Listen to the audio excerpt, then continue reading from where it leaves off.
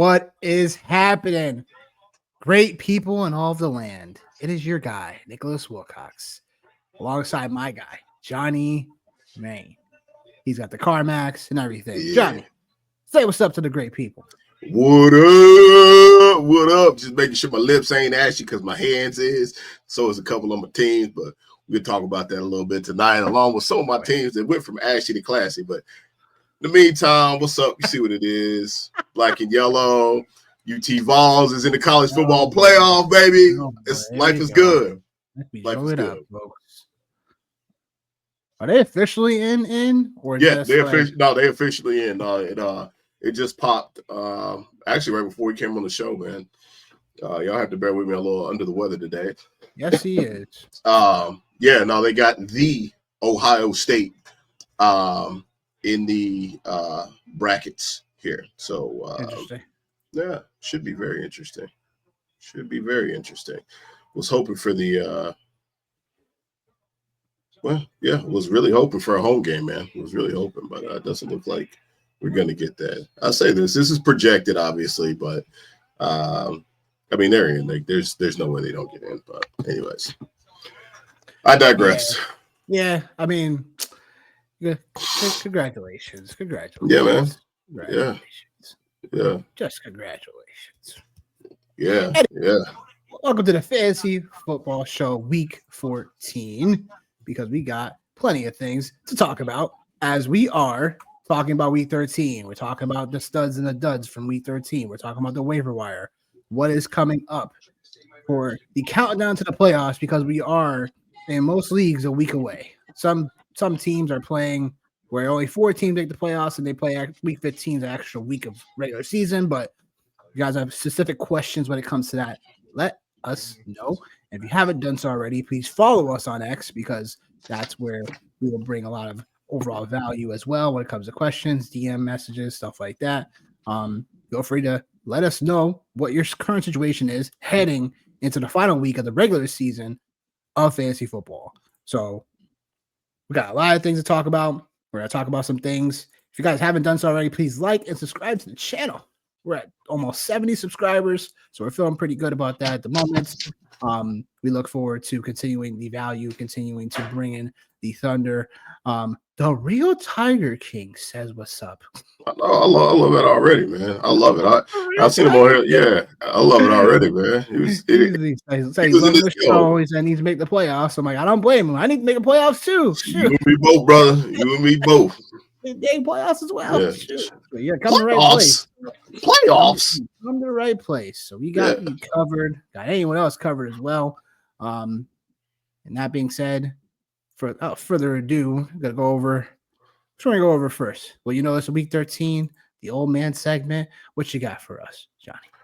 I'll let you choose, man. I'm on one tonight, man. I'm full of over the counter meds. Let's go over what we know for Week 13. We'll start with the studs and the duds. So we'll go to the top performers. So top performers, pretty much as follows. Let's start with your boy Russell Wilson. Over 400 yards passing, scorched earth on Cincinnati. The QB4 overall, and still on a good amount of waivers, and we'll get to that. Bucky Irving, the overall RB1 in full point PPR this past week. Man, what a grind they had to get done in order to beat the Panthers.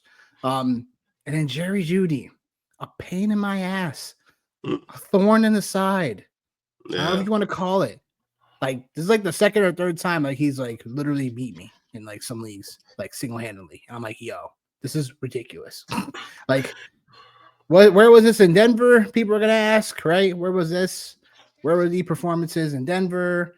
And the only way this really Jerry Jeudy's relevant is because, again, Deshaun Watson never even did his receiving yards in a game he started.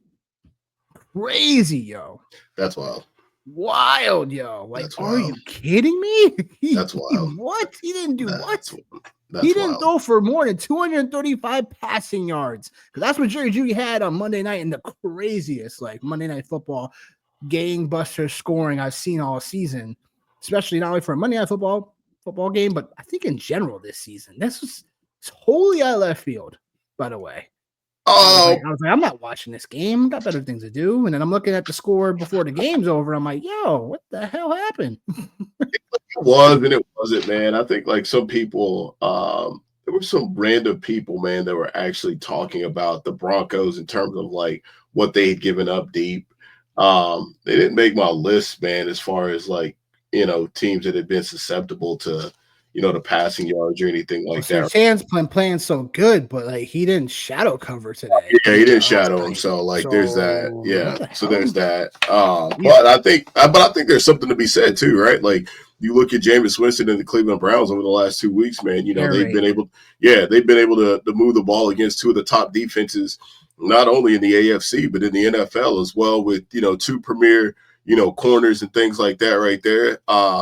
So, like, I think, you got to tip your cap to Jameis Winston and Jerry Jeudy. Like, you got to tip your cap to those guys for sure. David Njoku as well, man. Like, all those guys, which Njoku was getting peppered last night with targets as well, man. But, yeah, like, just overall, like, performance-wise, like, Russ, it was something I thought, but, like, based off of, like, what happened against Baltimore and, like, how we thought that game was going to be a shootout, I kind of stayed away from it in my single entries.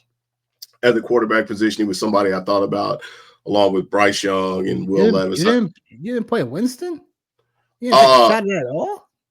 No, not last night. No, I didn't play any showdown slates last night. I didn't play any showdown slates. No, man. I haven't played the showdown slate probably since like week 7 or 8, man, because like I was getting just annihilated, man. Like the best chance I had was week 1, and which is crazy because like used to in the past, when I actually did okay on showdown slates, but it's just it's a time crunch in life. I had to, there's one aspect of it I had to kind of put to the side, and I was like, showdown slates, that's fair for me not to play those, with life. But yeah, man, like I said, Russ, I just didn't think the game would go quite as crazy as it did. And it definitely did for sure. And I think like we can probably take a look at this and say, I think it's pretty safe to say that coming down the stretch here, Russ is a QB1 coming down the stretch, and a lot of the matchups that he's going to have, they're going to have to throw the ball. They're going to have to throw the ball against Philly.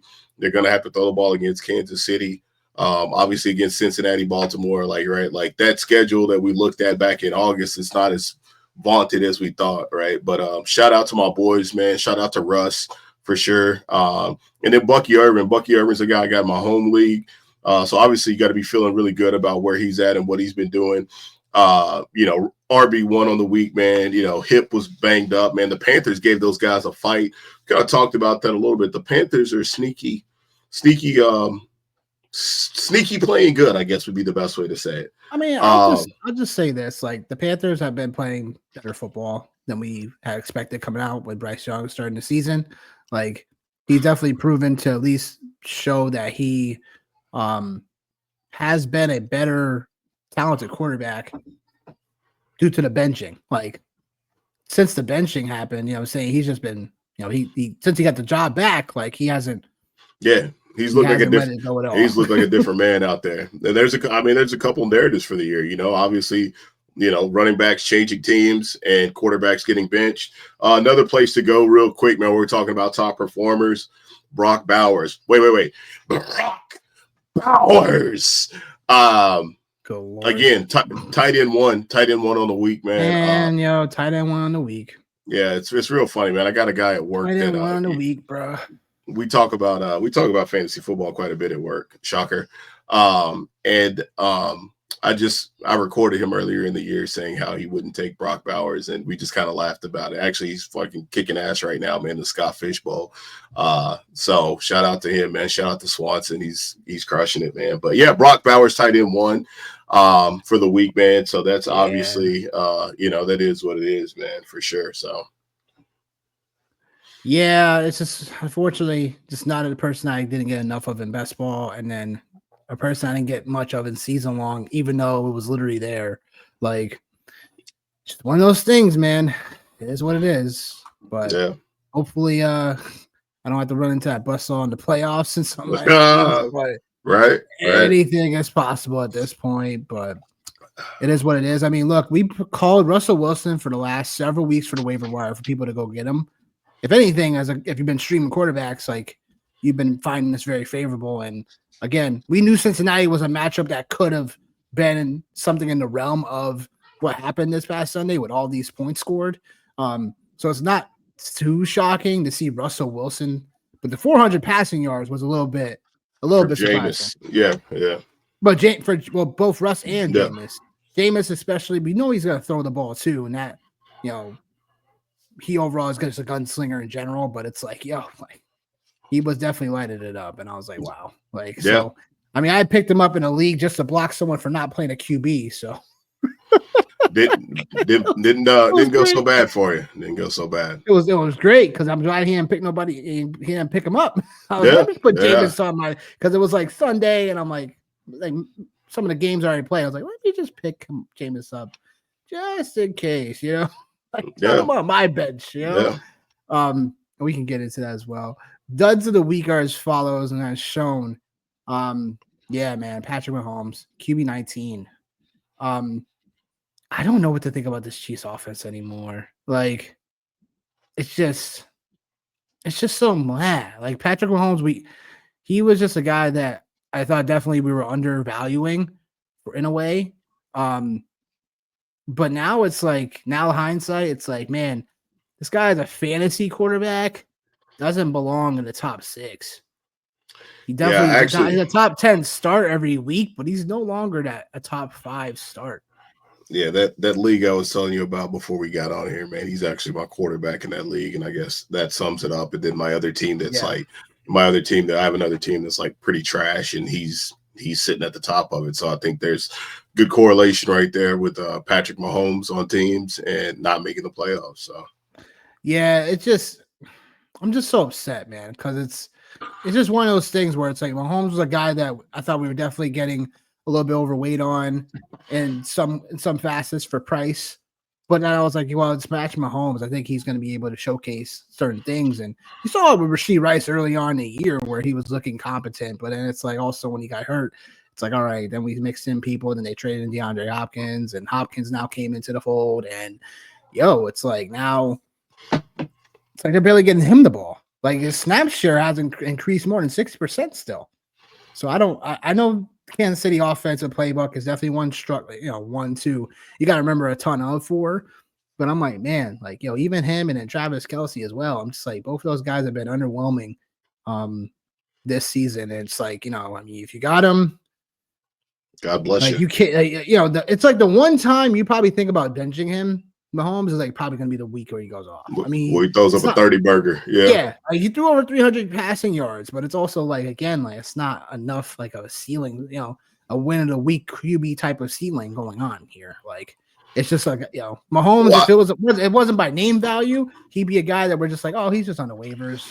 Well, I think an underrated element of his game too, man. That it's no longer as present, and it'll probably start to become more present. Obviously, fantasy purposes wise, the unsuck in general, just fantasy wise. But the rushing aspect is something too that I think you'll see as the season progresses, right? I mean, I know we're at the back end of it, but you'll start to see him take off a little bit more. But man, they're playing the long game, man. That's just what it is, and this is one of those situations where Andy Reid and Patrick Mahomes, they don't give a shit about our fantasy football teams, and I think clearly his stats show that.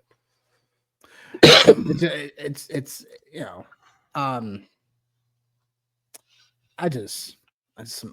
It's just unfortunate. I like Mahomes. I'm rooting for him every time too. But it's like, man, from a fantasy point, it's hard. Yeah. It's hard. It's hard to keep backing him.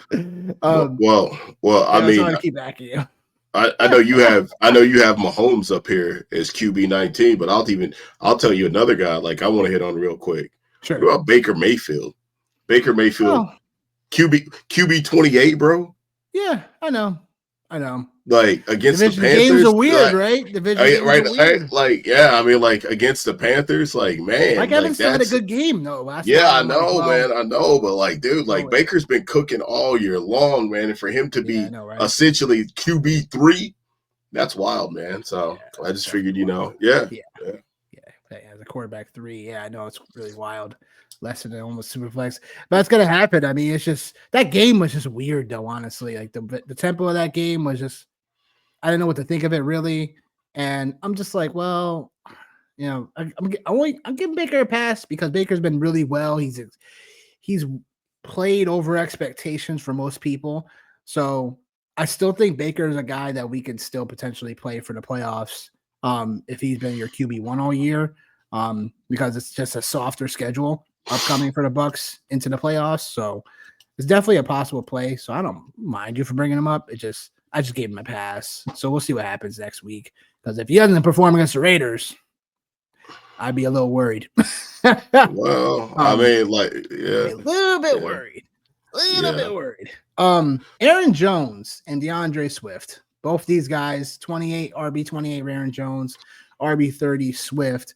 Like Aaron Jones, like he's just one of those guys that we know he's gonna get a ton of usage, ton of work, but it's like the week a couple of days ago when he played, it's like he drops a touchdown pass early on in that game. That would have got him a touchdown. Then he, the same thing that got him in later on in the game, catches, the short out route, catches it for a touchdown going into the end zone. But it just, do we keep on starting Aaron Jones? Yes, because he's been an RB2, like a good, decent RB2 all year long. I do just have some hesitation though with him because it's like still like although everything looks great for him this past season, it's like now it's like, well, yeah, now you're just hoping for some ceiling games. Like, like the Chicago game was good. He was RB7 on the week a couple weeks ago. But then since then, it's like these middling performances, like RB26, RB26, RB19, RB37, the last 4 weeks before that RB7 performance. And then the highest he's ever had this year, I'm saying he had an RB6 performance against Houston. That was week 3. But it's like Aaron Jones has been pretty steady, a usage type of RB2-ish role. The problem I have with him is he's been playing in the last like 5 or 6 games. He's been playing a lot more like a middling, lower end RB2, high end RB3. And it's like, I need him for the playoffs. Like if you have him on your rosters, you need him for the playoffs. Yeah, man. But like, that he's a guy that like I've been talking about all year long, just about not being able to trust him. Like, and like between injuries, him leaving games and fumbles, like that's why, like that's exactly why, and that's exactly where. And I just think, right, like you think about maybe like if he was in Green Bay right now, what does that situation look like? While Josh Jacobs is now turning into one of the hottest running backs in the league, you got Aaron Jones, who is essentially breaking down right now, right in front of us, right? So for me, like I said, it's not a shock just because this has kind of been his MO over the last 3 to 4 years has been injuries. He's had a couple, I don't even know, it might have been 3 or 4 years ago where he had like a really big year, but just overall, just him, he's just not a bell cow back. And like, I think like we're seeing that right now with him. And we'll see how this shakes out for Minnesota, man. Like they've been throwing the ball all around the yard all year long. Shout out to my man KOC, which probably should have just got that trademark. Seen somebody use it on the X this week. I need to go ahead. Should have went ahead and got a trademark. But yeah, man. Like I just like to your point. I just don't think that he's. You have to play him just because of what he brings to the table, man. But to your point, it seems like he's starting to fall more into that flex play. Whereas, like if 4 weeks ago you would have asked Aaron Jones or Bucky Irving, you probably would have leaned Aaron Jones. And now here we are a month later. I think Bucky Irving has definitely solidified himself as an RB1 for what it's worth, man. So. I mean, the schedule just speaks for itself, man. Like, I was only able to get him in one league, which is like upsetting. But this is one of those things where Aaron Jones? Yeah, Bucky Irving. Like, Bucky Irving. And I'm like, man, like just hindsight, it's like you should have had him everywhere because it was like he was free, damn near. Yeah, it was not only free. Yeah, not only free, but it's like I didn't really believe in Rashad White like that. So it's also I should have just been like should have got there a little bit more, but. But we were more enamored. Win some, miss some. Yeah, but we were more enamored with guys like Blake Corum, man. Like that was a name that was like we were enamored with him, man. And we've been, right, like you know what I mean, like process. Yeah, like, but that's just what it was, man. Is we didn't trust Kyron, and really the guy we shouldn't have trusted was Rashad White, and here we are, man. Yep. Those things happen. With Aaron Johnson in our hands. Here we go. Next guy. Speaking of guys we can't trust, Deebo freaking Samuel. Like the only reason why, like, I mean, look, and like I have Deebo Samuel in a kick return yardage league, so I'm feeling pretty good about at least him making some points every week. But man, if you have him as a half point PPR or a full point PPR guy, it's like the Niners now like looking like a mess. And I'm like, well, what are we going to do here with this? Because at the end of the day, Deebo has not looked like himself. Like he hasn't looked like himself in the last 4 weeks, even. Like, yeah, I take that back. Like he hasn't looked like himself in the last 6 games. It feels like. I just don't understand it. I'm not sure if the health is right. Like something's going on with his calf, like his ribs, whatever. I don't know what's happening. But man, Deebo is getting, one more week to the postseason for most part. Like, and then it's making those tougher decisions. Gets the Rams, Miami, Detroit, for the playoffs. And the Niners, I mean, they have to win out now. So now no Christian McCaffrey out the picture. I think there's a way Deebo can find some more value in usage. Like he played 75% of the snaps last night. I mean, in Buffalo the other night. And, so it's not like they weren't trying to get him involved. It's just all low area target stuff. So it's like, what do you do with Deebo? It's like, I think this week, he's benchable, clearly. If you have better options. But man, I know it's a 16 bye week we're about to talk about as well. So there's just some tougher decisions we have to make here. Yeah, I think like for Deebo, one of the things for him, man, it's always been in question is just his route running tree. And I think like you're starting to see that in a guy that plays the style that Deebo plays. He's always susceptible to dings and bruises and things like that right there. But I think also too, just the dynamic and the element of the 49ers and just the constant changes, schematically, like you have McCaffrey, you don't have McCaffrey, you have Ayuk, you don't have Ayuk, you have Kittle, you don't have Kittle, you don't have Purdy, you don't have Trent. Like I think there's just, and it's no excuse, obviously, but like I think there's just too many moving parts. But I've always liked Deebo, man, as a football player. I would even have said going into this year, man, he probably would have been one of my favorite non-Steeler football players in the NFL just because the way that he played. And I've said it before, man, when they were talking about getting Ayuk, I was more excited about them potentially getting Deebo Samuel than I was Brandon Ayuk.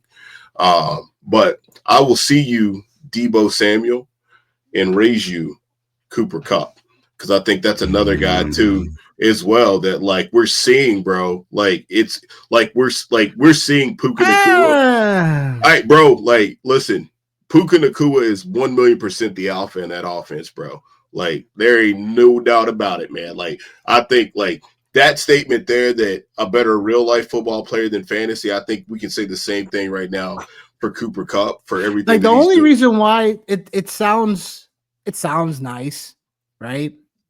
We just know it's a possibility that these things happen for Cooper Kupp, where yes, we're talking about the older player and Kupp and stuff like that, but Kupp's still a guy where he's still going to have some, we know the role that he can bring to the table. And I think I'm going to throw this Saints game out the window because it was a weird paced game. The Saints were literally playing keep away with the football, draining the clock out constantly, slowing the pace of the game for where the Rams wanted to go up tempo in the game constantly. So the Saints just kept on playing keep away with the football. You saw Kamara with a heck of carries in the game and just mudded up the game, in my opinion. Over under, like we talked about, was a 49.5 over under. It didn't come close. Yeah. Well, a little bit, but it didn't come close. It felt like watching a game. It was like 3-0 at halftime, I think. So it's it was slow. It was slowed down. Plan. I think it's kudos to the game plan. I think it's just kudos to the game plan for the Saints. The last time Cooper Kupp had a single digit performance, we got to go back to week 2. Fair. Against Arizona. So I'm not too worried about Kupp because now now the Rams are fighting for their playoff lives every week. So at least until I hear the Rams are just going to kind of pull the plug, which I don't think will happen until No, they're not. potentially, No, they're not pulling the plug. right. So as long They're not as pulling the plug. I understand why you might be a little nervous about Cooper Kupp. I'm not saying that you don't have a valid reason to speak a little concern. Because 6 targets, it's not great. Again, hasn't had that happen to him since week 2 against Arizona. But I feel confident about Cooper Kupp. I feel confident about starting him the rest of the way until I really see something weird otherwise. Like I said, Saints game's going to throw out the window because the Saints, again, came with a strategy that they were going to run the football, they were going to game plan for keeping the Rams off the field as long as possible. And sometimes that just happens in football. Gets Buffalo, San Fran, the Jets, the Cardinals for the next 4. I think at least in 2 of the 4 matchups, the Rams are probably going to be playing from behind, potentially, between Buffalo, San Fran. They could be leading us. The game script could lead them leading us the Jets in MetLife, and in Arizona for the championship game, which could be a back and forth game. So I'm not too concerned. Arizona's been holding up on D, man. We talked about that too. Totally. But they're still they've been holding up on D. Still giving up yardage. And hey, man, there you go. It's one of your division games again, bro. Like it's one of your division games, like right. So I don't know, man. Like it's just maybe I'm reading too much into it, man. But just the eye test is just like it seems like every time that I'm watching, man, it's like it's more about Puka than it is with Kupp, man. And like he's had 3 20-point games. Last 5 games, he's had 3 20-point games. He had a 15-point game in week 10. And then he just had that 4.7 game. So I think he was somebody that was picked. He was picked higher than Debo in drafts. Like I think when draft season started to come around, right? Like we're like, all right, like he started to go right around that 3rd round area. So like I don't know. Like I said, man, that's just me being pessimistic, I guess. But still, though, his performance this week at 4.7 points was definitely one that we definitely was not good. And running backs too, man. Like, and then I know we gotta get it moving, bro. But like Ken Walker and Breece Hall, 2 other guys, man, that just pretty much shit the bed at the running back spot this week. I know. Had them both on the same team. Like, yeah. So do I. I know they helped me beat you. So yeah, I know. Yeah, and they helped me do absolutely fucking nothing this week, except for now I have to fucking like stress about trying to get into my home league playoffs, man. So yeah, thank those guys so much. We'll send them a bottle of fake rosé. Hopefully they turn around this week. Hopefully they turn around their matchups this week. Hopefully. One thing we did agree on though, man, was Cade Otton. Like he was the guy for me at tight end, him and the Hawk, man. Those 2 guys. Like, but it goes back to Baker Mayfield, so it does. It does ties to Baker Mayfield because, again, like Mike Evans getting all the usage, it's like that's 2nd week in a row where it's like, coming off the bye week and then, just they didn't do the game script didn't call for them to really use Cade Otton like that. And the game script this week against the Panthers where they were somewhat down in this, in the game against Carolina, especially late where they had to go down the field to make a game tying, field goal to push into overtime. The good news is that he saw 7 targets.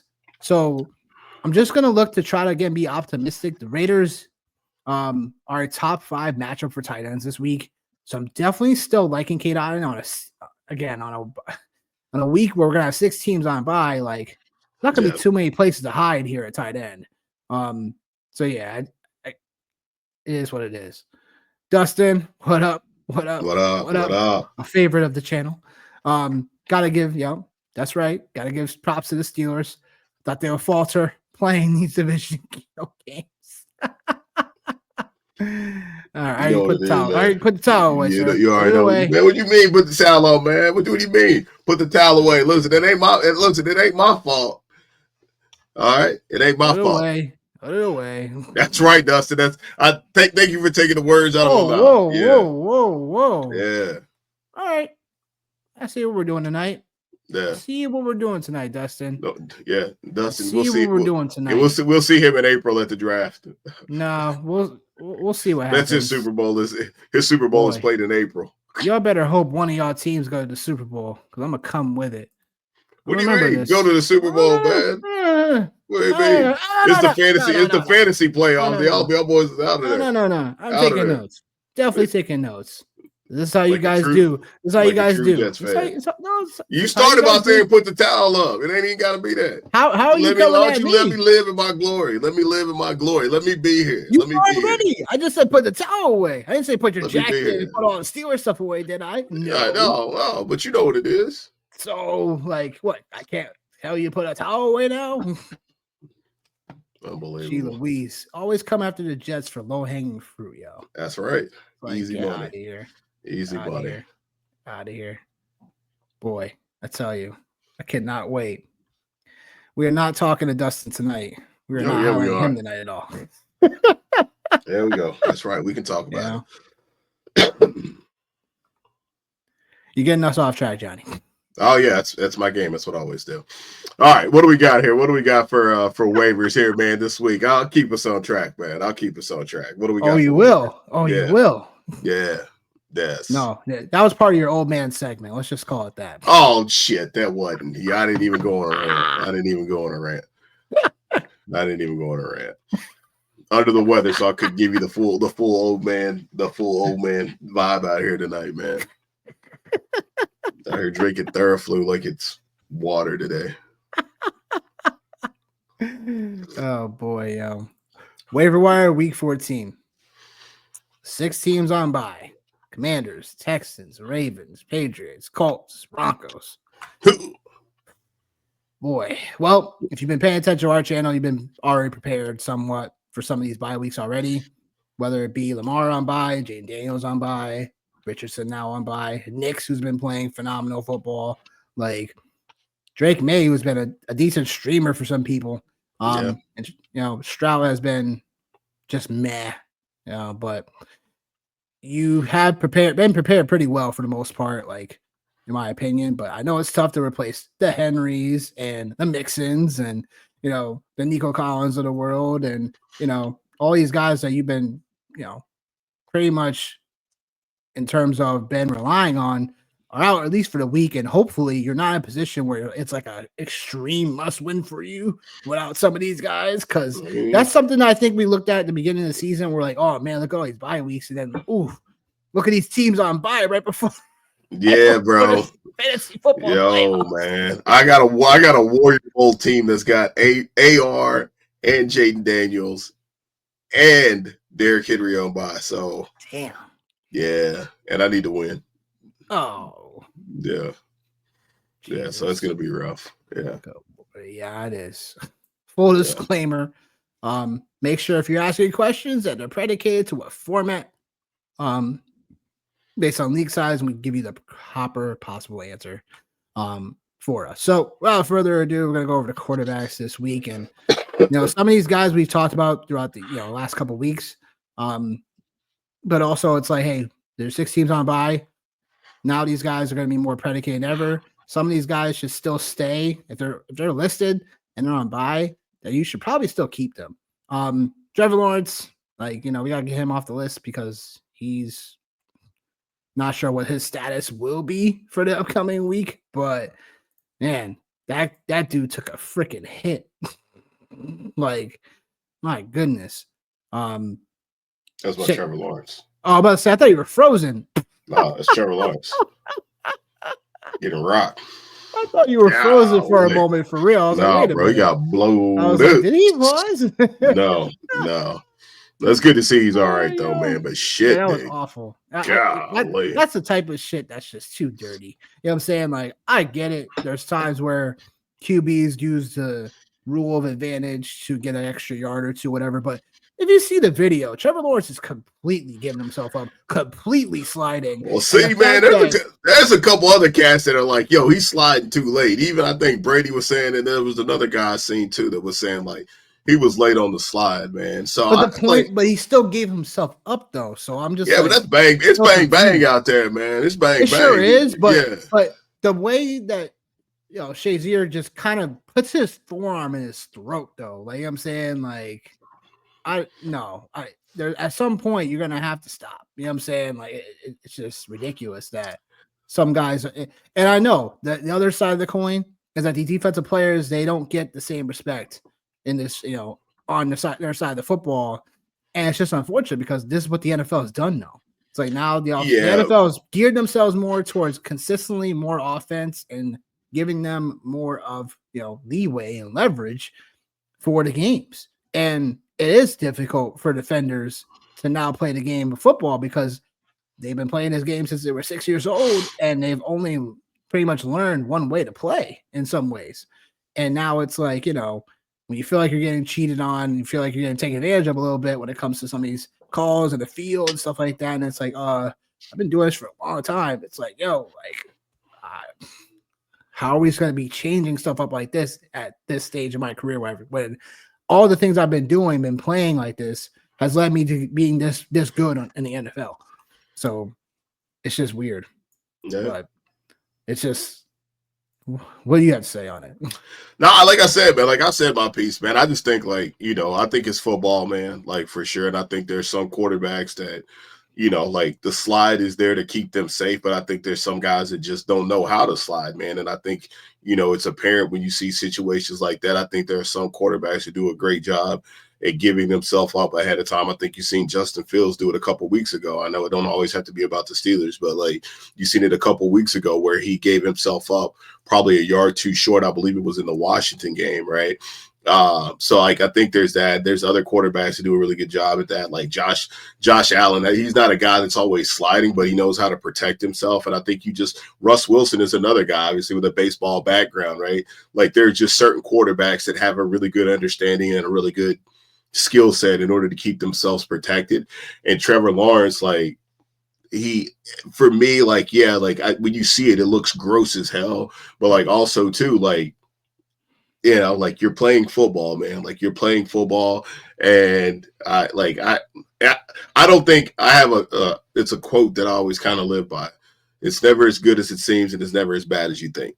You know what I mean? And I think you could probably use that, right here, like in this instance, obviously the hit was bad, right? But it wasn't also as well, him trying to slide. It wasn't as good as you think it was. So that's just kind of my take on it. It's all right, hey man, give him the 15-yard penalty. All right, cool. If it was Russell Wilson, would I be flipping my lid?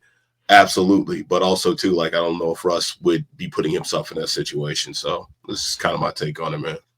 Yeah, it's just, again, I feel for both sides, but it's more I just felt it was definitely excessive because there's times where I'm like, all right, they'll call weird stuff like that and call a penalty on them. I'm like, what the fuck was that? Yeah. And there was times where I'm looking, I'm like, okay, this is clearly out of line here, though, honestly. Well, you got to throw the flag. You have to throw the flag, right? You got to throw the flag, right? There's no question on that. You have to throw the flag. But I just think, everything else that comes along with it, and I think even for the Jaguars, right?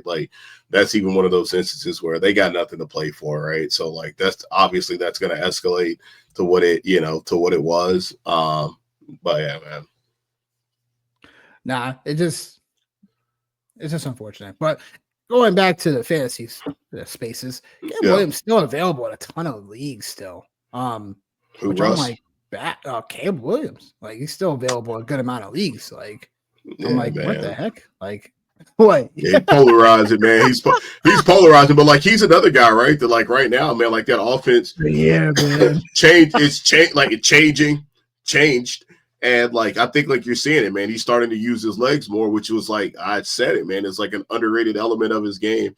This entire time has been his ability and mobility. So I think you're seeing that now, and he's using that whenever he needs to, and they've. You think about it, man. They've been hanging around. They've been hanging around the last couple of weeks, man. Him and Bryce Young both, man. I think they're playing some really good football at the quarterback position for sure. Totally, and like you said, it's him and Drake May when it comes to that category of they're not the elite rushers of the football, but when they scramble around, they get out the pocket really well, and they do provide that extra nice little cushioning for their fantasy output overall. But yeah, look, Jameis Winston, the man's just going to keep throwing the football. The man's just going to keep throwing the football. And it's one of those things where it's if we had gotten Jameis Winston all this time, I would be just really curious to see where the Browns would be at. Would it be just ending how it just would end before? The guy almost threw 500 passing yards last night. 497 passing yards. Yeah. 58 passing attempts. He was 58. Yo, but like again, man, like him and Caleb Williams both, man, over the last 4 weeks, man, have been QB1s. So like, we're seeing it, whereas, Josh Allen, Justin Herbert, some of those guys, man, have been kind of on the fringe. So like sometimes, man, we forget, like, as far as fantasy football goes, man, it's just about timing and when players are starting to get hot. And like now, like that's why I kind of look at things like on a 3-week, 4-week increment, man. It's because like you have to look at it like that, as we were talking about. Thank you, Dustin. As you kind of look at a guy like Aaron Jones, man, this is why I rock with Dustin right here. This is why. This is exactly why right there, because that's exactly what they would be, man. That's exactly what they would be. You're only saying that because you're a division rival. Like, look, like I think the Browns probably would still have a losing record. I'm not saying that they wouldn't. I think they would look a lot better. You know what I'm saying? Than they would have had all season. So I'm gonna checkmate you on that and say the only thing that would be different about this scenario is that Jameis Winston would have a shit ton of more turnovers and a shit ton more of pick sixes. And anytime you get on a podium and you're praying to God that he takes you away from throwing pick sixes, brother, that tells you everything you need to know. Tells you everything you need to know. I don't know. There's some games you look back on, particularly one-score games, where it could have been different. The Raiders game, week 4. They lose that game because because Deshaun Watson was an idiot on 4th down. Like the previous week before that, where it ends in a one-possession game, the Giants win that game, 21-15. Like there's definitely some games on the schedule, like even the Eagles game earlier on in the year, where the defense was holding them down. Like, and Eagles still in like not the way we see the Eagles now, but they were playing defense where it was like still like they still didn't figure everything out. Now they you ever watch Mary Kingstown? Yeah. Yeah, this reminds me of that one scene where they tell homeboy he likes his Angels with broken wings. Like, you love you some bad football teams. Wow. Okay. Yeah. The fucking Browns, they suck, bro. Like, they suck, man. Like, you're just looking at their window came and gone. Their window came and gone, and they got rid of Baker Mayfield, which was the dumbest move they could have made. I forgot we can't have these conversations with Steve. No, because I'm being factual. Factual. They have a good defensive end. They have a good corner. Their offensive line should be good, but they're actually not. Their quarterback play has been suspect because Baker Mayfield, for whatever reason, couldn't stay healthy with these guys, man. He was out there, gutting it out, and then all of a sudden everything else happened. So at the quarterback position, the Browns are just like Kevin Stefanski. I think he's a good coach, man, but like defensively, like they even talked about it last night, like they have a lot of the same players on the defensive side of the ball, and they still aren't very good, bro. Yeah, like really they aren't very good.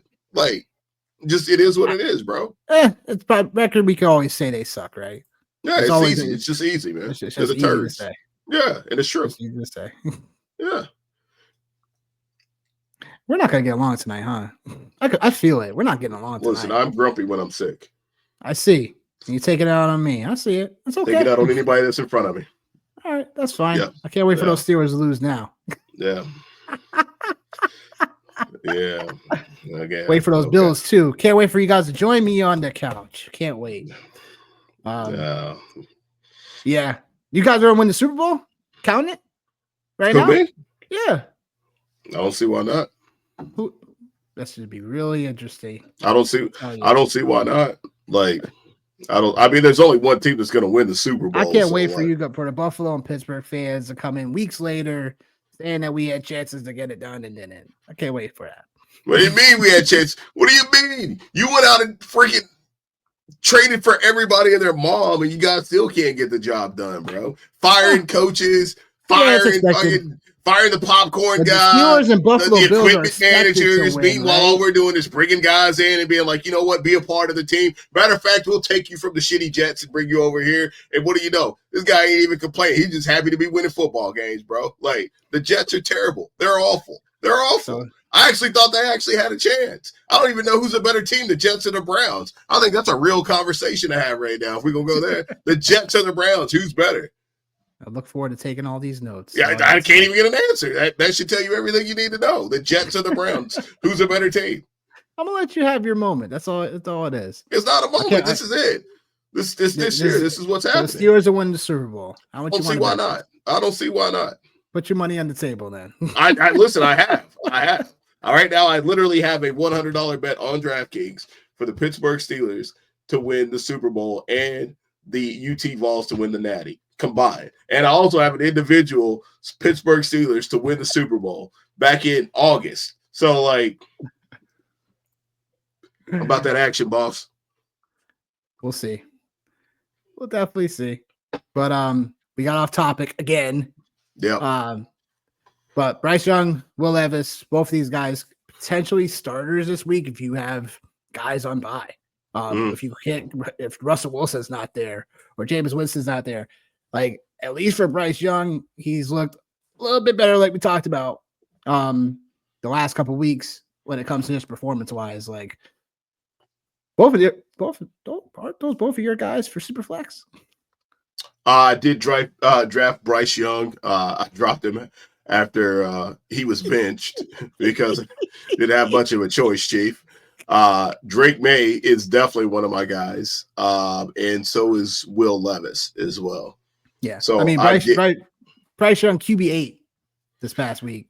Man, like I said, like I will always die on this hill and say that like I am not a guy that's really like I make waiver wire moves, obviously, but like I trust my process, and like if my process doesn't work, then it doesn't work. But like some of these leagues that I'm in and stuff for people just making like these gaudy moves just to make moves, like sometimes like I just sit back and hang back and I'm able to kind of reap the benefits of that, and things didn't pan out. Yeah, things didn't pan out well for me in that cookout league, man. Cooper Kupp.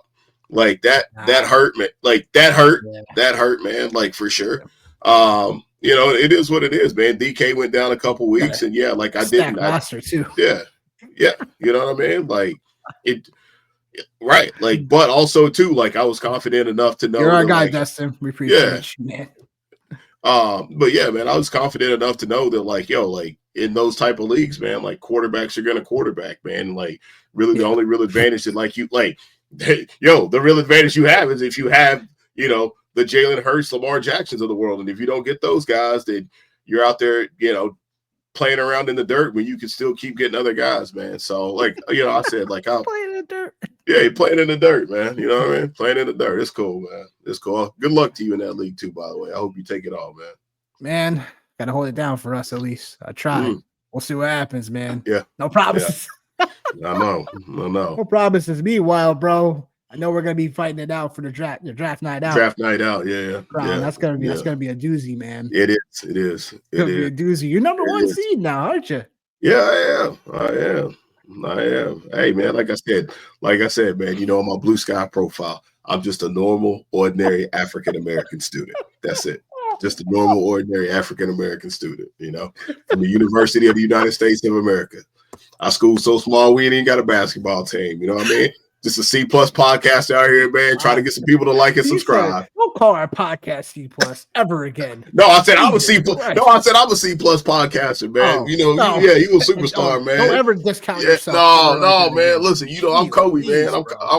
I'm Kobe. You Shaq, you been here, man. I'm just in the locker room. You know what I mean? Just trying to get open, trying to make shots. Sounds like I'm Shaq over here too. Apparently. Oh, shit. Yeah, ridiculous. Super flex to talk about that real quick. Aiden O'Connell, like definitely a guy that you should be scooping up now because 340 passing yards against the Chiefs and 2 touchdowns. Good for QB 13 on the week. Whoa, what? Everybody play the game of their life against them boys. It's just really ridiculous. But the schedule gets pretty easy for Aiden O'Connell because he gets Tampa Bay, Atlanta, Jacksonville, New Orleans. If you need him for super flex. So he's probably the guy that's definitely cream of the crop if you're gonna get a chance to pick him up for super flex. Heck, if you're in a really bind, maybe you can start him this week against Tampa Bay. That'd be a tough decision to do, but I wouldn't mind someone doing so. Wouldn't mind someone doing so at the moment because it's just you just need someone that's gonna be slinging, need someone to be slinging. cuffing season again for these running backs. The running backs on the list need to be cuffed up at this moment in time. Gus Edwards on here, he's literally the starter. But Vidal also is there as well, and we'll get into him a little bit. Ray Davis, clearly the guy still, because I think something happens to James Cook. There's that. Braylon Allen, someone that becomes very interesting because we don't know what the Jets' direction is going to be moving forward. Yeah. Kenneth Gainwell, because if something happens to Barkley. Charbonnet, who actually got a little bit of run this past week, starting to look like, the guy. Same deal with Corum. Like, I'm not going to say he's going to overtake the backfield, but he started out the first quarter getting at least, at least 5 or 6 carries. So it's not out of the realm to not pick him up and see what happens. Top waiver running backs, I mean, it's clear. It's clear on the cover. It's clear for what he's going to be out there in everyone's league for the most part, unless you play in a really, really deep league, or unless you held down all 3 of the running backs for the Niners, which I pretty much know no one did. So Rendo obviously is the top waiver wire, pretty much the last guy that's going to be, unless something crazier to happen for the waivers, should be the next running back that going to get a ton of usage and a ton of volume and starts, and going to be just your this is the moment where he could win you leagues potentially. As he has that potential. Julian McLaughlin's on this list. Vidal's on this list because Chargers may be playing a more game script heavy passing attack this week against Kansas City on Sunday Night Football, by the way. Amir Abdullah / Sincere McCormick. McCormick did a little digging on him. He is an undrafted free agent at UTC, University of Texas Christian. And yeah, man, he's been okay. He's done enough with his snaps to maybe warrant a potential 3-headed monster per se, but this is for more deeper leagues per se. They're kind of a watch and see what happens type of thing. 12 carries, 64 yards, and then he had 2 catches last week. So yeah, I mean, I think he only really had a role last week in a way, but even with Alexander Madison when he was playing a couple weeks ago, he was still getting mixed in there a little bit. So I don't know what to think about this in general for McCormick, but he should at least be someone to get scooped up in general. And then Roschon Johnson, he still should be a guy that, again, I'm not so confident in Swift. I think there's going to be times where I know he was ruled out late this past week, so hopefully he's fine. I didn't see anything in terms of all right, I know the concussion is going to be a little bit more time to come back from. But Travis Homer, I couldn't mention. I can't give Travis Homer a mention. Can't do it. No, I couldn't do it. No, I couldn't do it. I just couldn't. I'm sorry, people. I couldn't. No, if you want to pick him up, go ahead. But Travis Homer, I just can't. He's just the same thing as Swift. So just as it is. The same thing as Swift was. Well, I wouldn't say the same thing as Swift. It's third fluid. This the archetype, of him is somewhat the same. What I meant to say, not the actual player per se, the archetype. Anything more to say about the running backs? Was there anyone that you saw that might be out there still? I was trying to do my best to see what was still out there when it came to running backs. I know Jerome Ford is out there in some leagues. I like, man, for me, man, I think the players that pop out to me off of both these two lists. Obviously, Ray Davis, always going to say him for sure. Yeah. And then I think Braylon Allen, man, to your point, this isn't another dig at you, but I went out and picked him up in as many leagues. The Jets are shutting it down, hopefully. Yes, I went out and picked him up in as many leagues as I could. So I definitely think he could be somebody that could end up being a league winner. Oh. And then Charbonnet, I'm not even a Charbonnet guy, but man, Ken Walker over the last couple of weeks, man, that ain't it, bro. That ain't it. And so I'm curious to see I know I'm going to go way out on a limb here and say this. Either Sharps is about to get ready to start getting some run, or either we're getting ready to see one of these Ken Walker, 140 total yard, 2-3 touchdown games coming up here in the near future because I don't think he can sustain this type of output and production and still be relevant. So I say either this week it's going to go down for him, or either get ready to warm up Sharps, man. Yeah, it's totally possible. I think the Jets is just so like volatile, where it's like I think trying to see like we've seen Braylon Allen already this season, what he can do with some usage work. So it's like he definitely should be prioritized. Trey Benson should be prioritized as well for sure because I mean the likelihood of James Conner now getting hurt is probably not as ideal, but I think Trey Benson may have still a little standalone power because they're already starting to use him a little bit here and there. He's a little flex play.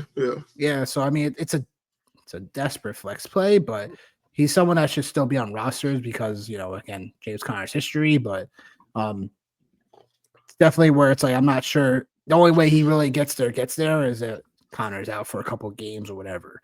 But I think everybody on this list, we love Ray Davis. He's pretty much the number one because we know the Buffalo Bills love to run the football, those type of things. I think Cam Akers still finds a way on this list because Aaron Jones, we talked about him, stuff like that, and how Cam Akers could easily find himself at least in a standalone value role where he can find some, first and second down carries and be a desperation flex if needed, especially on this long-term bye week.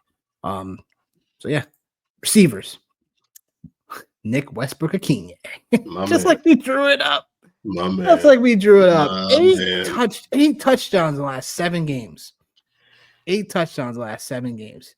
Had the top 5, easy rest of season schedule.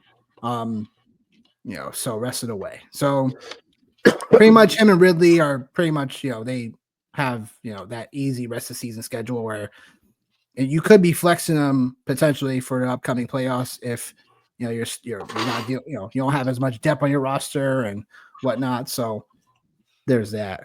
Other guys on this list, Elijah Moore, along with Jerry Jeudy. All of a sudden these Browns guys are starting to pop up on our list for fantasy purposes. So ex-Jet Elijah Moore. Keep going. Ex-Jet Elijah Moore is right. He stinks. He had a nice game. First game over 100 yards receiving this year. Took him 14 targets to get there. Wide receiver 15 this past week. I think that Cedric Tillman being out obviously clearly opened up more usage role for him too. So if Tillman still remains out with the concussion, they get your guys again this week. Yep. So they could be in a situation where they could be throwing the ball again, just like they have been the last couple of weeks. So it wouldn't be crazy to pick up Elijah Moore and at least stash him on your rosters. Find out receivers that you could be playing with. Brandon Cooks makes this list, but the Cowboys are a weird team when it comes to them performing. So I'm not sure if I want to count on Cooks as much, but I want to see what happens because that could be, we don't know what's going on with CeeDee Lamb, really. I mean, the AC joint and stuff with this AC sprain he's been dealing with the last couple of weeks. I get it. I'm not going to say he's going to flat out come out and sit a game or something like that. But it could be one of those situations where, just like with Jamar Chase, it's like this could be such scenarios where people are just trying to just not kill themselves towards the end of the year, kind of save themselves for going into next year, especially more like the guys that don't have as much safety contract wise. I think CeeDee Lamb probably going to still go out there and play, but can we really rely on him to really, I'm not going to say we can't rely on CeeDee Lamb, but can we surely pencil him in as a guy that's going to be consistently a wide receiver 2 every week now? I don't know. It's like the way he ended that Thanksgiving game. I mean, that Thanksgiving game was just weird. He didn't get in the game the last 10 minutes of the game. And it's like, if you got him in fantasy, you need to count on him. If something like that happens, you're probably just going to lose your mind. 2 number 1 overall picks, man, coming through in the clutch for you, CMC and CeeDee Lamb. CNC Music Factory. Gonna make you sweat. Yeah. Thank God I avoided them. You avoided them? I avoided them. Yeah, no, I don't. I literally have no rosters that have either one of those guys. Neither one of those guys. Nope.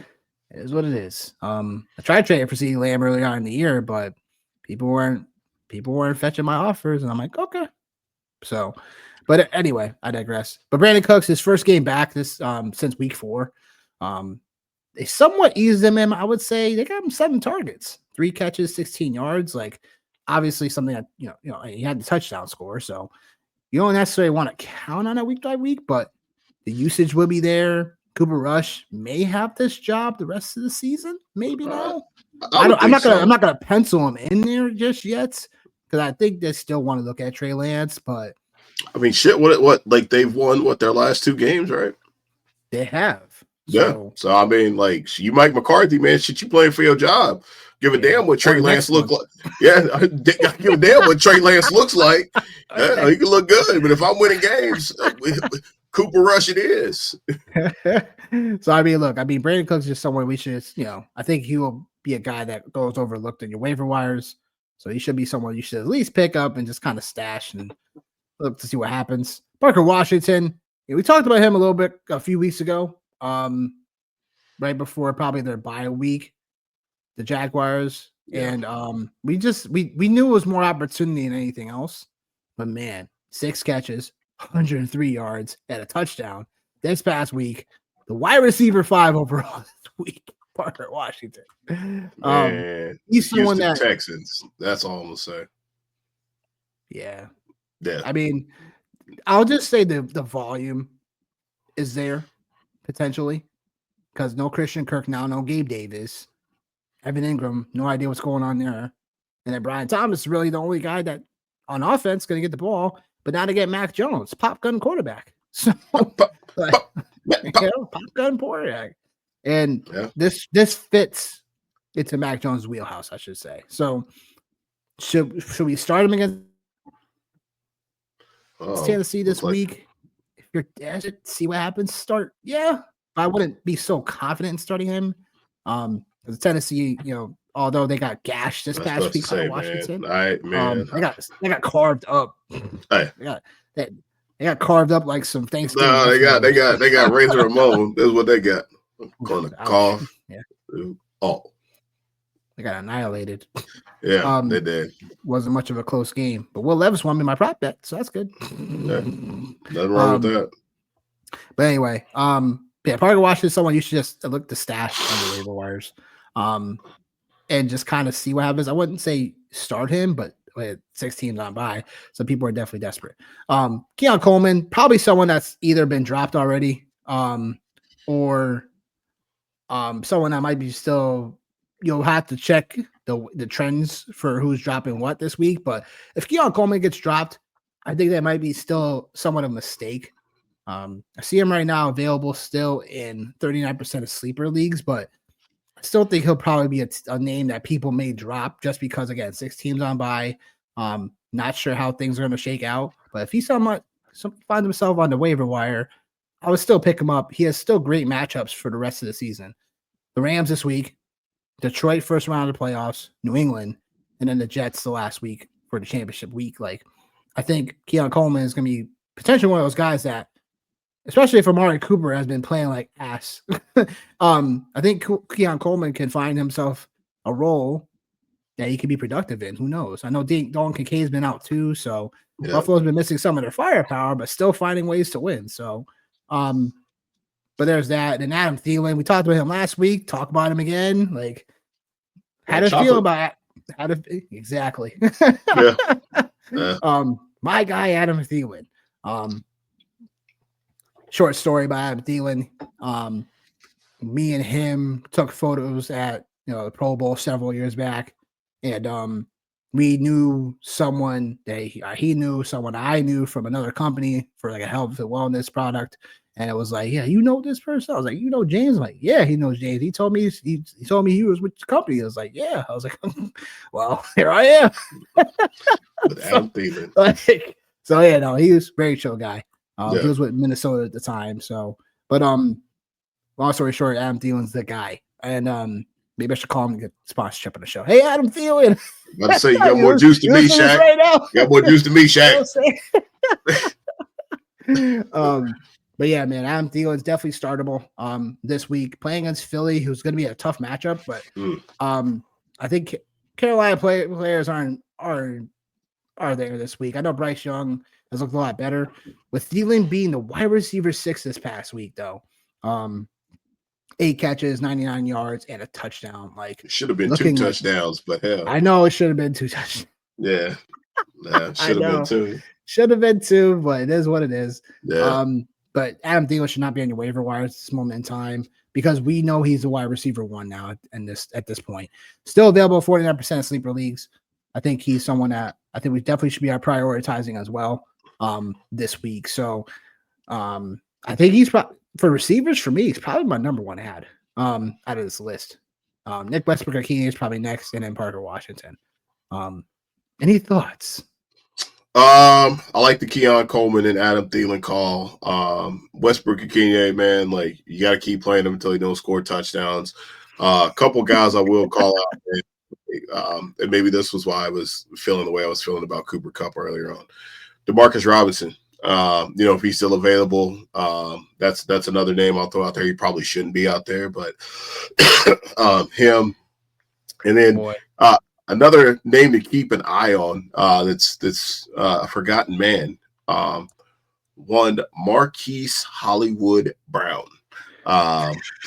Man, yeah, you know what? Dang, thank you for reminding me and everyone in the audience because I was like, I saw he was getting off. He was going to be on the IR soon. Maybe play.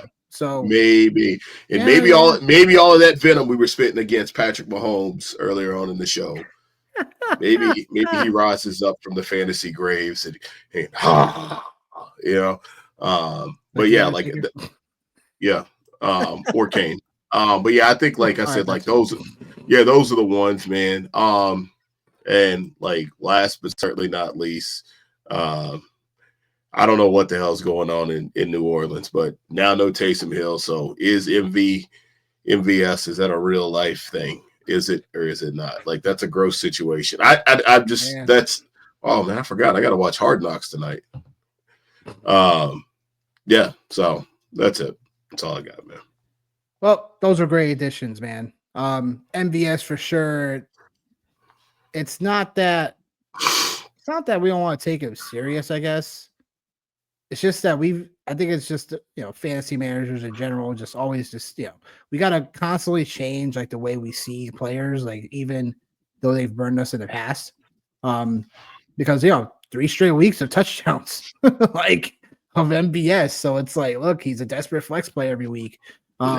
Not someone I'm going to exactly per se you pick up per se, but if he does it again, he could be maybe the new Nick Westbrook-Ikine. Just got to keep scoring a touchdown every week. I don't know. I want one more week to find that out, though. Honestly, that's fair. Just to make sure everything's copacetic. For the tight ends, we go to boy. Whew. Well, there's only so many options, right? Yeah. Golly, bro. There's so many options right here. Yeah, gracious alive, man. Oh my gosh. Look, man. I gotta add one more name because if this person is still out, then we need to potentially start him. But yeah, tight ends. Zach Ertz on bye, but if he gets dropped, make sure you grab him. He's been at least a decent tight end start all year long. And if you could hold out for him after his bye week, he has a decent schedule down the stretch, and he's still a guy that's going to, command the short and intermediate routes for Washington. And then Terry McLaurin, pretty much the deep threats. So, I mean, if Ertz is going to be out there, dropped potentially, definitely pick him up. Will Disley, if he's out there, same thing. They get a matchup against the Chiefs this week. And it should be a back and forth matchup where Will Disley should be utilized a little bit more usage rate wise. So no problem trying to pick him up. Juwan Johnson clearly makes the list because Taysom Hill done for the year, ACL tear. RIP. Wave the white flag. Yep. Tight ends, man. Man. Yeah, I feel for him because he's 35 years old. I know. I didn't realize he was that old, but when I seen 35, I was like, whoo. Yeah, I was about to say, all you little fuckery and the annexations of Puerto Rico's with your little tight ends playing out there, playing all your little special positions. Shit's over with. It's over. All of you Taysom Hilsons. It's terrible. I know it is. It does suck, man, because he was like this was this was probably like, I don't want to say it was peak Taysom Hill, but like it was fun to watch. It was cool to see. That shit, they had ran a fake punt with him in the game as a personal protector. I'm like, oh my god, like like he's getting it everywhere, man. He's getting it everywhere. I really think more teams should like find a way to do this though. Have like a utility player. You know what I'm saying? Because that's what Taysom Hill is and will always be, because it's like he's not exactly the quarterback of the team, but he's an emergency one, a utility player. So you can play, if you have running backs that are hurt, utility player, tight end, utility. Shout out to my man, my GOAT, Cordell motherfucking Stewart / all that. The OG of this. Yes. Yeah, sure. Yes. Yeah. Yes. Yeah, Cordell has a spot. But in terms of like these tight ends in general, like Taysom Hill, just white flag for him. Yeah. Juwan Johnson comes into the picture. We've been burned by this before.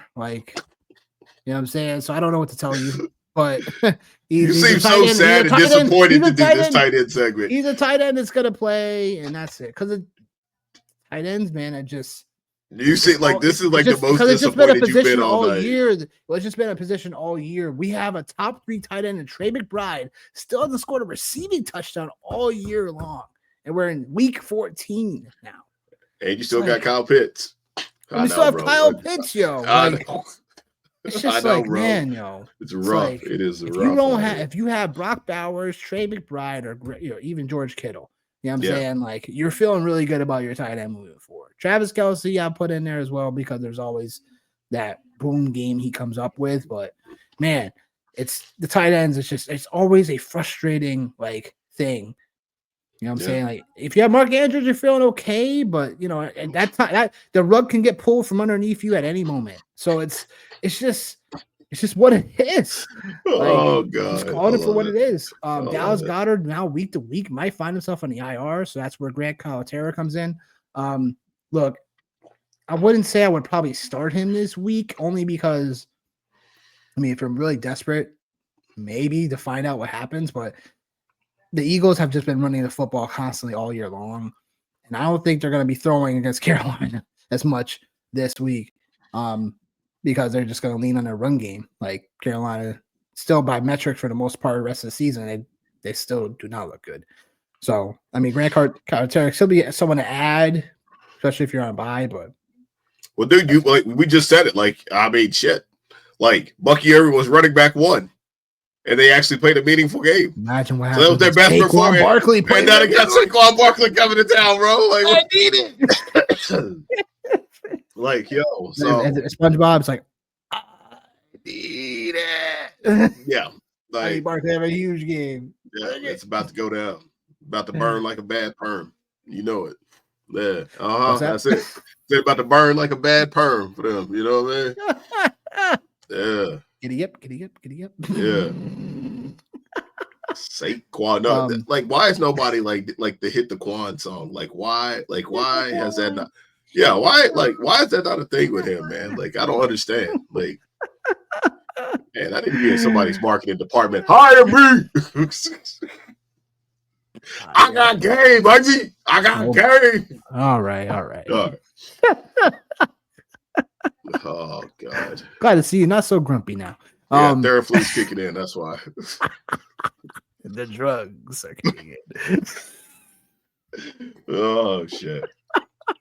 Noah Fant comes into this because he's at least been a startable tight end in some cases this year. Now plays against Arizona in the matchup where he didn't play the first game. He's just someone that can probably get you a touchdown. Will play a good more percentage of snaps this upcoming week against a division opponent. And, just, again, you're just fishing for someone. If you're this low on the totem pole, you're just looking for someone just to pick up. It's basically a plug and play. So there's no fan. And then Dawson Knox, who 2 catches, 56 yards this past week. Again, someone that can give you 7 to 8 points. If Dalton Kincaid's out again, Knox and this Buffalo team gets a good matchup against the Rams. They've been bottom third tier when it comes to allowing tight ends to score against them. So will be interesting to see how that goes. Any other tight ends that I failed to mention? Whew. That you failed to mention or that you That I failed have failed to to mention? mention that I felt I didn't Because have dementia. yeah, it Or I didn't tight have bro. dementia or Oh dementia. yeah. Well, I mean, I know this is, I don't even want to know. I don't even want to throw that out there, but that's kind of gross. Oh no, you're gonna have to now. It's just really 6 teams gross on out. by. 6 teams on by. Yeah, I What you mean, got? you got Noah Gray if you're really desperate. Like Yeah, you, that's true. you got That's someone I put on. Yeah, someone you should put you on got here. But him. I mean, you got Chig. he Yeah, had that one lucky game. Like, yeah, hey man. And right. if you really want to get nasty, talking Tommy Tremble, but No. but like you All said, right. like Nope. Nope. it's gross out there, bro. Nope. Those are all gross, man. They're all Nope. gross. And guess Nope. what? Guess what's gonna happen? You heard it here first. One of those jokers is gonna break the slate. So yeah, God bless Boy. you. God bless you if you have to pick up a tight end this week. That's all I gotta say. Lord. Yeah, pretty much. Streaming defenses. So, I mean, the Eagles should not be out there, but I've seen some waivers, and I'm like, well, yeah, the Eagles were dropped some places, like, and now they're out there. So, sleeper league, He said it now they're out they're there. you know what I'm saying, now they're out there. So, just double check. Always got to double check your overall waiver wires in general before and after. You just never know who's being dropped. You never know what's happening. The defense I really want to talk about the Arizona Cardinals. Arizona Cardinals have been playing really well. Defensively, the last 4 matchups, so 2 matchups before the bye and then 2 after. They've had in 3 of the last 4 games 5 sacks or more. In 3 of the last 4 games, they've had double-digit performances in 3 of the last 4. Against Minnesota, they had 9, but they still had a fumble, 2 forced fumbles, and a fumble recovery. Like, while still only allowing 23 points, like, they've just been looking really good. The Seattle game comes up again where it's a rematch. Now they're at home versus being away in Seattle. So, remains to be seen how that will go because Seattle should give them a little bit more fight this time around. But I think Arizona is a great team to start still. They get not only this is a play for not only just this week, but also the first round of your playoffs get New England after they come off the bye at home as well, going from east to west. So then they got Carolina and then the Rams. So Cardinals could be a defense where if you have another defense that you feel confidently strong in as well, make sure you get the Cardinals as well so that like you're feeling still okay playing the matchups or whatever have you. And then the Saints, because guess who they get? Guess who they're playing this week? Who are the Saints? Wait, who are they playing? Oh no, I see. The G-Men. Yeah, the Oh, Giants. Oh boy. The Giants have allowed a top five sacks rate coverage allowed all year long. Boy. Yeah. That's all I got to say. Saints have been looking pretty okay too on defense, but yeah, that's definitely a play where you can go to because the Giants, just like the Jets, are weird.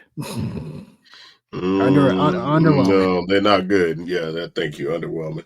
Hey man, but the Cardinals top 10 defense over the last month, man, to your point. Yep. From a fantasy perspective. So it's definitely a good play and it definitely puts you in a good position. All those all those teams that you mentioned. So yeah. Anything to add?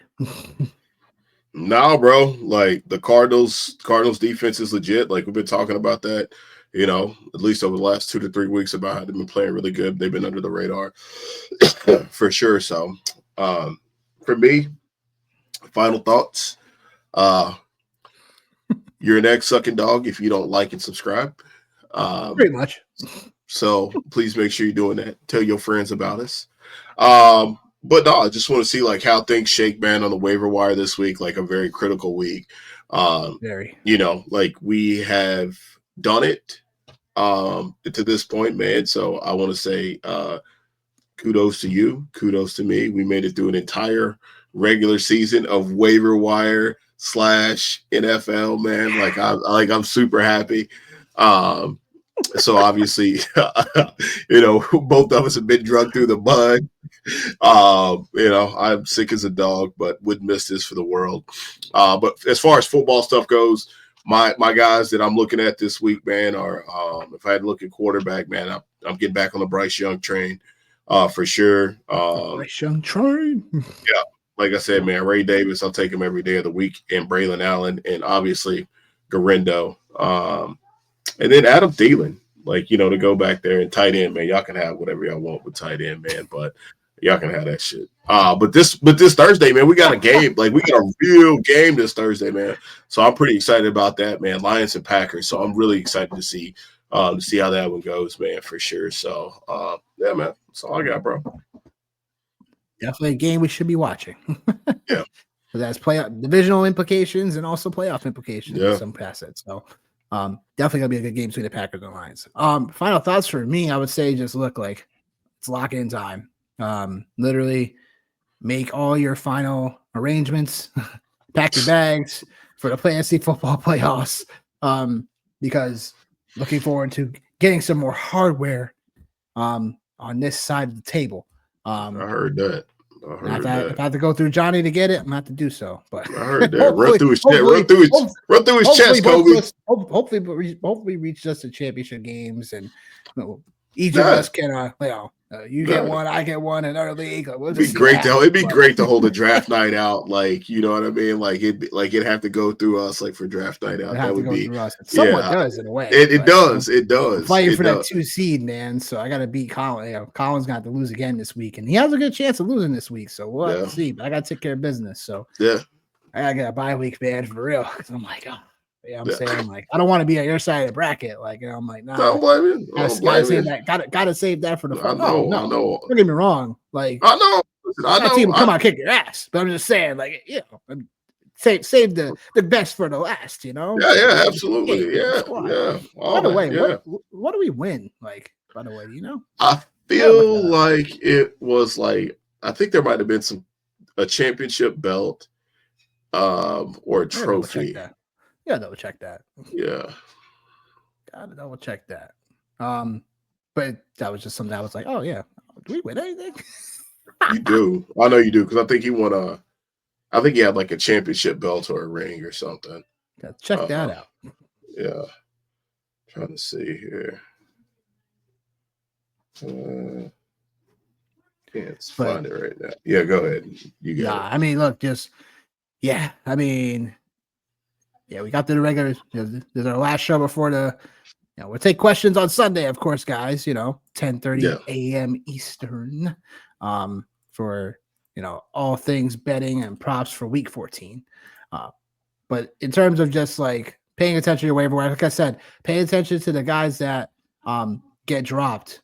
Pay attention to who's on the waiver, who gets cleared off the waivers, because now's the time to get your QBs in order, get your defenses in order. Your bench stashes and guys that you're looking ahead towards for matchups. You need to get that now in place, and then keep a spot open for something if it were to happen injury wise or whatever, because you just never freaking know what happens before. Now we do this show on Tuesdays, and then we don't talk to you guys till Sunday. So it's a lot of things happen in between. So yeah, let's just keep your eyes peeled on your waiver wires and whatnot, and so that you can get yourself positioned in the best places possible. But that being said, like I said, 10:30 a.m. Eastern, we back, baby, for Week 14, the picks and the bets and the props show. But that being said, we appreciate all of you for sticking with us throughout the season and supporting everybody along the way. Support from everyone from along the way, and we just thank you guys. We're abundantly grateful to be doing this, and just keep on tuning in. We got some things we're cooking up for the off season. We got some things cooking up for ideas that we're gonna look to spread around, and me and Johnny are gonna look to take this up. Kick it up a notch, baby. For real. So that being said, we'll see you guys on Sunday. Peace.